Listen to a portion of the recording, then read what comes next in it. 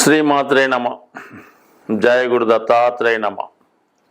ఈ వీడియోలో మనం 2025వ సంవత్సరంలో ఏ రాశుల వారికి ప్రభుత్వ ఉద్యోగం అనుకూలంగా ఉంటుంది, అలాగే ప్రభుత్వ ఉద్యోగం కాకుండా వారు చేసే ప్రయత్నాన్ని బట్టి ఒక పెద్ద జాతీయ అంతర్జాతీయ స్థాయిలో ఉన్నటువంటి సంస్థల్లో ఉద్యోగంలో ప్రవేశించడానికి కానీ ఉద్యోగంలో మార్పు కొరకు చేసే ప్రయత్నాలకి ఈ 2025వ సంవత్సరం మన మే నెల నుంచి ముఖ్యమైనటువంటి గ్రహాల మార్పు కారణంగా ఏ రాశి వారికి ఏ ఫీల్డ్, ఏ పరిశ్రమలు, ఏ సంస్థల్లో అనుకూలత ఉంటుంది, అలాగే వారు ఉద్యోగం చేసుకుంటేనే మంచిదా,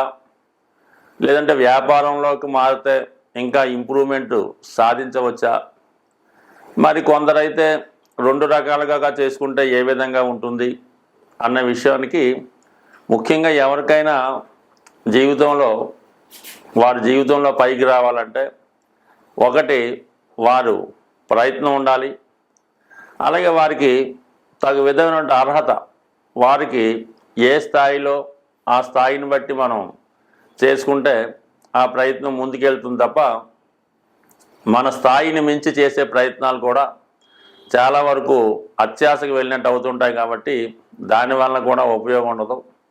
బట్ ఏదైనా మీ అర్హత, మీ స్థాయిని బట్టి ప్రయత్నం చేసినప్పుడు దానికి గ్రహాల యొక్క సహకారం కూడా కొద్దిగా యాడ్ అయ్యి అది మీ యొక్క భవిష్యత్తుకి ముందుకు తీసుకెళ్ళడానికి అనుకూలత ఏర్పడుతూ ఉంటుంది.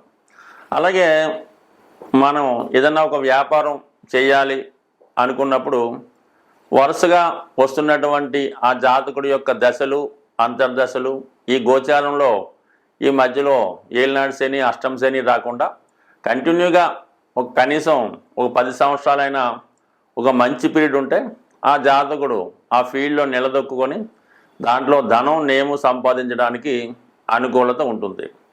మనం ఏదైనా ఒక వ్యాపారం కానీ ఒక వ్యవహారం కానీ ప్రారంభించినప్పుడు ప్రస్తుతం ఉన్నటువంటి టైం చూసుకోవడం జరుగుతుంటుంది. అంటే ఒక 6 నెలల దాకా, సంవత్సరం దాకా టైం బాగానే ఉంది కాబట్టి ఈ ప్రారంభం అది బాగానే జరుగుతుంది.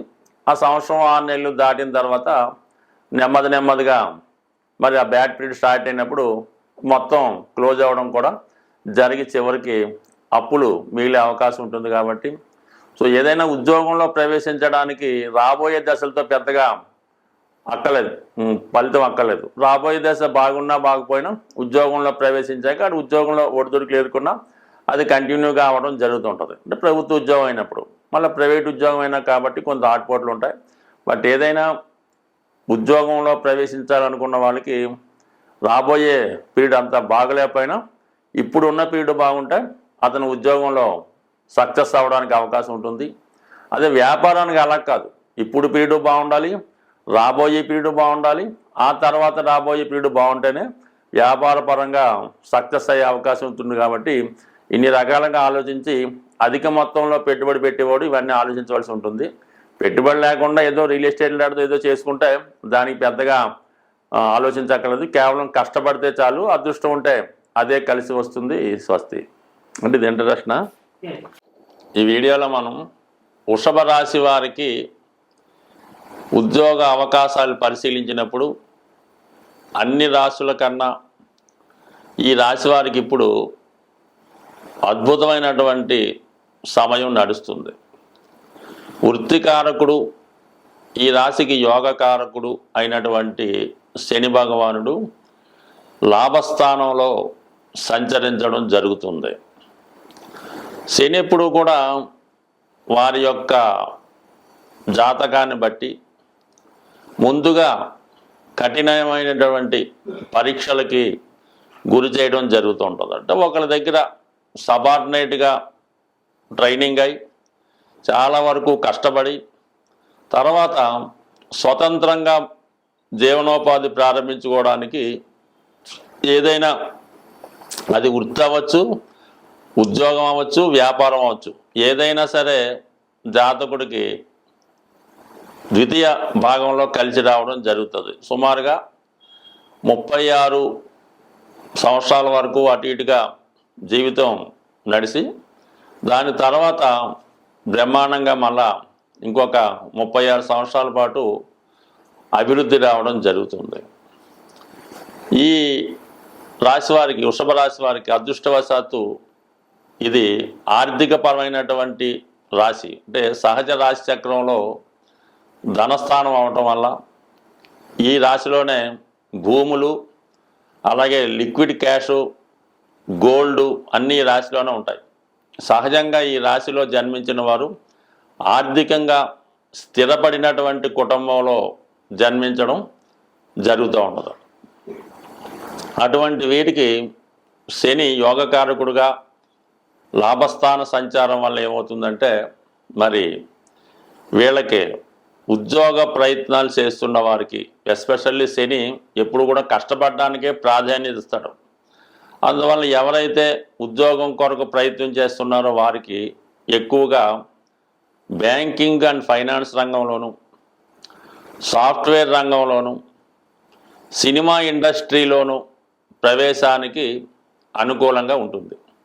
అంటే సినిమా ఇండస్ట్రీలో ప్రవేశం అంటే మీరు ఏదైనా ఒక పెద్ద డైరెక్టర్ దగ్గర, లేదంటే కెమెరామ్యాన్ దగ్గర, రచన చేసే వాళ్ళ దగ్గర అసిస్టెంట్గా చేరి మీరు వర్క్ నేర్చుకోవడం జరుగుతుంది. అంతే తప్ప మీకు సినిమా పరిశ్రమలో వీళ్ళు వెళ్ళటమే ఓ సినిమా తీసేద్దామను, ఒక హీరోగా నటిద్దామంటే మాత్రం సాధ్యమయ్యే పని కాదు.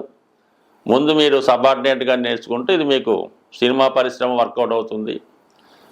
అలాగే ఈ రాశిలో ఉన్నటువంటి స్త్రీలకి బ్యూటీకి సంబంధించినవి, అలాగే ఖరీదైనటువంటి వస్త్ర పరిశ్రమ, లేదంటే పెద్ద పెద్ద డిపార్ట్మెంటల్ స్టోర్లు, ఎక్కువ పెద్ద లక్షల కోట్లు టర్న్ ఓవర్ చేసే ఈ వస్త్ర వ్యాపారస్తులు కానీ వాళ్ళ దగ్గర కానీ, లేదంటే గోల్డ్ సంబంధించినవి ఏదో లలిత జ్యువెలర్స్ లాంటి పెద్ద పెద్ద బంగారు వ్యాపారస్తుల దగ్గర ఉద్యోగ ప్రవేశానికి కూడా స్త్రీలకు ఎక్కువగా అవకాశం ఉంటుంది. అలాగే వీళ్ళు ఏదన్నా ఈ బొటెక్కు, ఈ బ్యూటీ పార్లర్లు ఇటువంటివి ఏమన్నా ప్రారంభించుకోవడానికి ఇది అనువైన సమయం. ఈ రాశి వారికి 2 రంగాలు కూడా కలిసి వస్తాయి. అటు వ్యాపారం కలిసి వస్తుంది, ఉద్యోగం కలిసి వస్తుంది, అలాగే వ్యవసాయం కూడా కలిసి వస్తుంది. ఏదైనా చిన్న స్థాయి నుంచి నెమ్మదిగా ఎదగాలి తప్ప ఒకేసారి ఉన్నత స్థాయికి ఎదగాలంటే మాత్రం 100% అది ఫెయిల్యూర్కి కారణం అవుతూ ఉంటుంది. అలాగే రాహు కూడా ప్రస్తుతం దశమ స్థానంలో ఉన్నాడు కాబట్టి మీరు వైద్య సంబంధించినటువంటి వృత్తుల్లో ఉంటే దాంట్లో సునాయాసంగా మీరు ప్రవేశించవచ్చు. ఇక మళ్ళా ఈ వృషభ రాశిలోనే ఉన్నటువంటి నక్షత్రాలను పరిశీలించినప్పుడు ముఖ్యంగా కృత్తికా నక్షత్రం అన్నది 100% గవర్నమెంట్ సర్వీసులో ప్రవేశించడానికి అనుకూలించే అవకాశం ఉంది. ఏమాత్రం అవకాశం ఉన్నా మీరు ఓ రాజకీయ పార్టీలో కూడా ప్రవేశించి అక్కడ కూడా మీరు కార్యకర్తగా కాకుండా ఒకరి దగ్గర పనిచేసినట్టు ఉండాలన్నమాట. అలాగే రోహిణీ నక్షత్రం అన్నది సాధారణంగా చాలా అద్భుతమైనటువంటి డెవలప్మెంట్కి కారణం అవుతుంటుంది. మీరు ఆటోమొబైల్ రంగంలో ప్రవేశించవచ్చు, ట్రావెల్స్ పెట్టుకోవచ్చు, రెస్టారెంట్లకు సంబంధించినవి కూడా పెట్టుకోవచ్చు. అలాగే ఎక్స్పోర్ట్ అండ్ ఇంపోర్ట్ కూడా మీకు రోహిణి వారికి బాగా కలిసి వస్తుంది. అంటే రోహిణి వాళ్ళు ఎప్పుడు కూడా వారికి వచ్చిన ఆలోచన ప్రకారం 10 మందిలా కాకుండా కొద్దిగా డిఫరెన్స్గా ఏదైనా చేయలేని ఉద్దేశంతో ఏదైనా కొత్త ప్రోడక్ట్ని లాంచ్ చేయడం, కొత్తగా మీ యొక్క వ్యాపారాన్ని ప్రారంభించడం జరుగుతూ ఉంటుంది ఈ రోహిణి నక్షత్రం వారు. ఇక మృగశిర నక్షత్రాన్ని మనం అందులో పరిశీలిస్తే వారు ఎప్పుడు కూడా ఉన్నదాన్ని ఎప్పుడు ఇంప్రూవ్మెంట్ చేసుకుంటూ ఎక్కడ ఏది ఇండస్ట్రీ బాగుంది, ఏ పరిశ్రమ బాగుంది అన్నట్టు అన్వేషిస్తూ అందులో ప్రవేశించడానికి ప్రయత్నం చేస్తూ ఉంటారు ఈ మృగశిర నక్షత్రం వారు. సో ఏదైనా ప్రస్తుతం ఈ రాశి వారికి గురువు ధనస్థానంలో ఉండడం, శని లాభస్థానంలో ఉండడం, అద్భుతంగా ఒక సంవత్సరం పాటు మీరు నిజాయితీగా అక్రమాలు చేయకుండా, అత్యాశకు పోకుండా ఏది చేసినా కూడా కలిసి వస్తుంది. ఎక్కువగా ఉద్యోగ ప్రయత్నమే మీకు బెస్ట్. ఉద్యోగ ప్రయత్నం ప్రవేశించినప్పుడు మనం ఇందా చెప్పినట్టు బ్యాంకింగు, ఈ సాఫ్ట్వేరు, అలాగే గవర్నమెంట్ సంబంధించినప్పుడు ఎందులో అయినా ప్రవేశించవచ్చు. ఎక్కువగా పశువుల డాక్టర్లు అంటే జంతువులకి రోగం వైద్యం చేసే పశువుల డాక్టర్లకి ఇది చాలా అద్భుతమైనటువంటి రాశి. అందులో ప్రవేశించాలనుకున్నా దానికి సంబంధించినటువంటి బిజినెస్ ఏది చేద్దాం అనుకున్నా కూడా మీకు బాగా కలిసి వచ్చే అవకాశం ఉంది. స్వస్తి. ప్రస్తుతం వృత్తిపరంగా ఎంత ప్రయత్నం చేసినా సరైనటువంటి వృత్తిలో మనం స్థిరపడలేకపోతున్నాం అనుకున్న వాళ్ళకి వారి యొక్క ప్రస్తుతం జరుగుతున్నటువంటి జన్మ జాతకంలో దశ అంతర్దశను బట్టి ఆధారపడి ఉంటుంది. ఇప్పుడు మనం అనుకున్నది అంటే కేవలం కామన్గా గోచారీత్యా ఉన్నటువంటి ఫలితాలు, తర్వాత సహజంగా ఏ రాశి వారికి ఎప్పుడు ఏది అనుకూలం అనుకున్నాం. అయితే అన్నిటికీ ఒకే పరిహారం అన్నట్టుగా ఈ ఉద్యోగానికి అంటే ఒక క్రమశిక్షణ ఉద్యోగం అంటే సూర్య భగవానుడు ఖచ్చితంగా టైంకి సూర్యోదయం అవుతుంది, సూర్యాస్తం అవుతుంది. ఎంత వర్షం వచ్చినా ఏది వచ్చినా సూర్య భగవానుడు ఆ టైం టు టైం తన పని చేసుకుంటూ వెళ్తూ ఉంటాడు. అలాగే ఏదైనా వృత్తిలో స్థిరపడాలనుకున్నకి ఒక క్రమశిక్షణగా ఒక ఉదయం వేకువజామునే లెగ్స్ ఉండడం, అలాగే సాయంకాలం సమయంలో నిద్ర, ఇవన్నీ ఒక టైంలో పంచువాటిగా చేయాలి. మీరు పొద్దున్న లేచారు 5:30 ఓకే, ఇదే పార్క్ వెళ్ళారు వాకింగ్ అరగంట టైం ఓకే, టిఫిన్ 9:30 అంటే 9:30కి రోజు భోజనం 1:30 2 అనుకుంటే ఆ టైంలోనే భోజనం, సాయంకాలం 4 గంటల టీ అంటే 4 గంటలకే తాగండి, మళ్ళీ 8 గంటల ఈ టైం మెయింటైన్ చేయండి. మీరు ఖాళీగా ఉండండి, కానీ ఈ ప్రతి పని కూడా ఒక టైంకి పర్ఫెక్ట్గా చేయడం వల్ల, అలాగే మీరు ఎక్కడ ఉన్నారు మీ మదర్కి ఫోన్ చేయండి ప్రతిరోజు అదే టైంకి, లేచినంటే ఉదయం 7 గంటలకి అదే టైంకి మీరు ఫోన్ చేయండి, ఆవిడ ఎదురు చూస్తుంటారు, మీ పని కార్యక్రమం పూర్తవుతుంటారు. ఈ విధంగా ఒక టైం ప్రకారం సిస్టమేటిక్గా మీరు నిరుద్యోగిగా ఉన్నా ఉద్యోగం ఉన్నా ఈ టైం సెన్స్ పాటించడం వల్ల కంపల్సరీగా మీ యొక్క వృత్తి వ్యాపారాలు ఇంప్రూవ్మెంట్ అవుతూ ఉంటాయి. మీరు ఒక షాప్ పెట్టుకున్న కాలనీలో ఉన్నారు, ఒక్క మనిషి రానివ్వండి రానివ్వకండి, టైం మెయింటైన్ ఉదయం 6 గంటలకి షాప్ ఓపెన్ చేయమని బోర్డు రాయండి, 6 గంటల నుంచి సాయంకాలం 6 గంటల దాకా ఉంటుంది. ఎంత ఇబ్బంది వచ్చినా ₹1 అమ్మకపోయినా ఉదయం 6 నుంచి సాయంకాలం దాకా ఓపెన్ అయి ఉంటే నెమ్మదిగా మీ కస్టమర్స్ పెరుగుతారు, సమయంగా ఆ టైంకి వచ్చి తీసుకెళ్ళడం కూడా జరుగుతూ ఉంటుంది.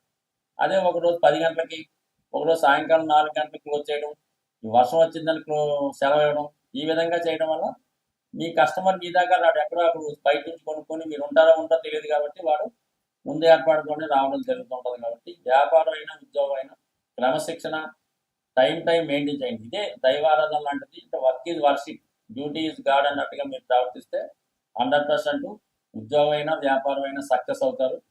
దాంతోపాటు ఏంటంటే ప్రతిరోజు సూర్య భగవానుడి ఆరాధన, అంటే అతనే క్రమశిక్షణ కారణం అవుతుంటాడు. ధనాన్ని ఇచ్చేది కూడా సూర్య భగవానుడే కాబట్టి ఈ విధంగా మీరు సూర్య భగవాన్ని పూజించుకోవడం, ఆదివారం నియమంగా ఉండడం చేయడం వల్ల కంపల్సరీగా మీరు ఏ వృత్తిలో ఉన్నా రాణిస్తారు. అయితే కొద్దిపాటి మాన్యువల్ రెమెడీ అనుకోండి, మామూలుగా ఈ జంతువులకి అది ఆవు కావచ్చు, గుర్రాన్ని కావచ్చు, పిల్లి కావచ్చు, చెరువులో చేపలు కావచ్చు, ఈ మూగ జీవులకి ఆహారాన్ని అందించడం కూడా మీకు చాలా వరకు ఈ వృత్తిలో అభివృద్ధికి సహకరించే అవకాశం ఉంటుంది.